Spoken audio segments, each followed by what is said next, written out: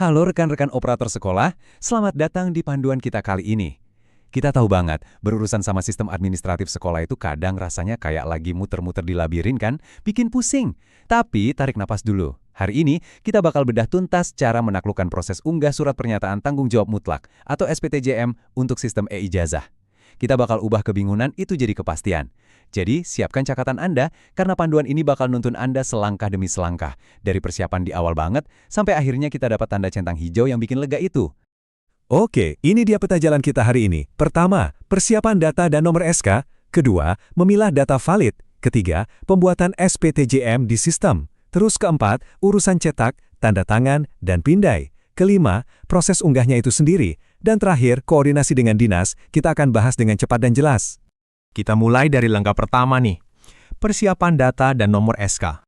Banyak dari kita yang langsung loncat buka sistem terus bingung sendiri pas mau bikin SPTJM. Padahal, kuncinya justru ada di persiapan offline kita.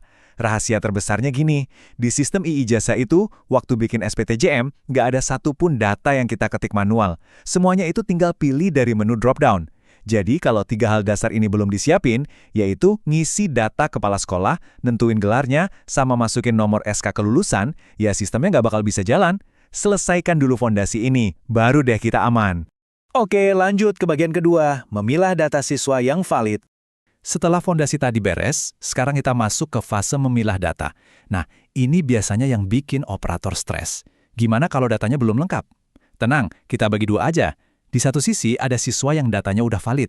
Di sisi lain, ada yang masih butuh perbaikan. Kebijakan resminya tuh asik banget. Nggak ada batas waktu buat memperbaiki data. Jadi, amankan dulu siswa yang datanya udah bener. Langsung proses dan buatkan SPTJM-nya. Yang masih perbaikan, udah, tinggalin aja dulu. Pastikan mereka jangan diluluskan dulu di sistem, supaya namanya nggak masuk ke SPTJM yang sekarang. Kita bisa bikin SPTJM susulan nanti. Melegakan banget kan? Nggak perlu buru-buru. Nah, ini aturan emasnya. Angka 1. Cuma boleh ada satu nomor SK kelulusan untuk semua siswa di tahun ajaran yang sama. Misalnya nih, Anda bikin SPTJM buat 25 siswa hari ini. Terus minggu depan ada 2 siswa susulan karena datanya baru beres. Nomor SK kelulusannya ya tetap pakai nomor yang sama persis kayak yang awal tadi. Jangan pernah bikin nomor SK baru ya. Masuk ke bagian ketiga, pembuatan SPTJM di sistem. Sekarang kita masuk ke portal digitalnya. Pasti pernah kan ngalamin ini, udah siap kerja, udah masuk menu buat SPTJM kelulusan, pas diklik, kosong. Nggak ada pilihan apa-apa di menunya. Wah, ini sih gangguan teknis yang paling sering bikin operator jantungan. Tapi, jangan panik dulu. Solusinya gampang banget, cukup refresh aja halamannya. Pilihan yang hilang itu bukan berarti data Anda hilang atau gagal disimpan kok. Itu murni cuma masalah jaringan internet yang lagi ngambek sebentar, muat ulang halamannya, dan tara, opsi-opsinya pasti muncul lagi. Kalau opsinya udah muncul, proses bikinnya bener-bener gampang. Tinggal pilih tahun ajaran, pilih kepala sekolah, tingkat kelas, nomor SK kelulusan, lalu klik simpan. Mulus banget kan kalau persiapannya udah mateng? Habis disimpan, tinggal klik buat SPTJM dan file Anda udah siap buat diunduh. Lanjut yang keempat, cetak, tanda tangan, dan pindai. Kita balik lagi ke dunia nyata nih. Tolong ingat angka ini, 10.000.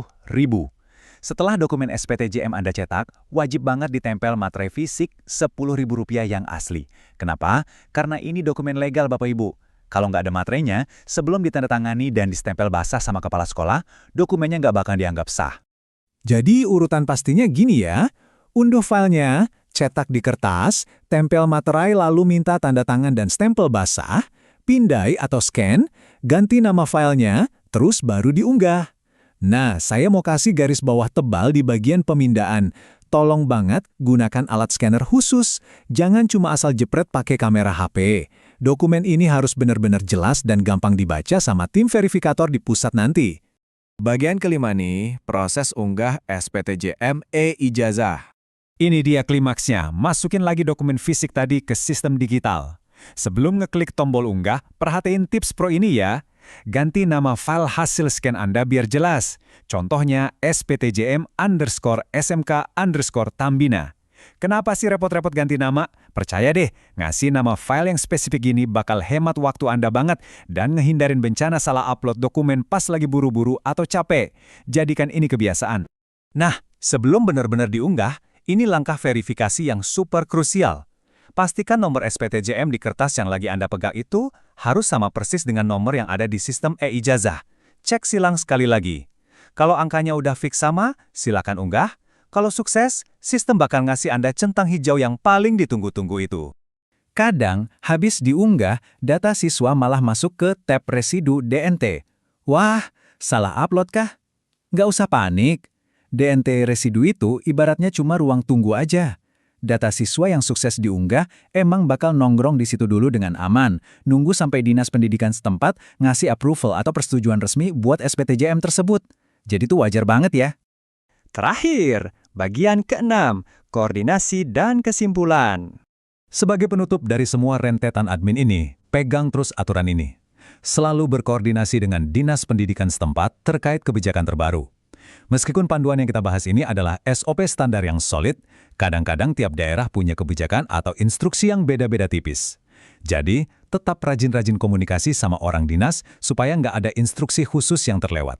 Nah, kita udah bedah semuanya nih, mulai dari persiapan data tanpa perlu ngetik manual, cara ngakalin menu yang kosong pakai kali refresh, kewajiban pakai materai 10.000, sampai mencocokkan nomor dokumennya. Pertanyaannya sekarang, gimana? Apakah data siswa valid Anda udah siap buat dapetin centang hijau hari ini? Pasti udah dong. Anda sekarang punya semua amunisi buat balik ke dashboard sistem dan ngerjain ini dengan percaya diri.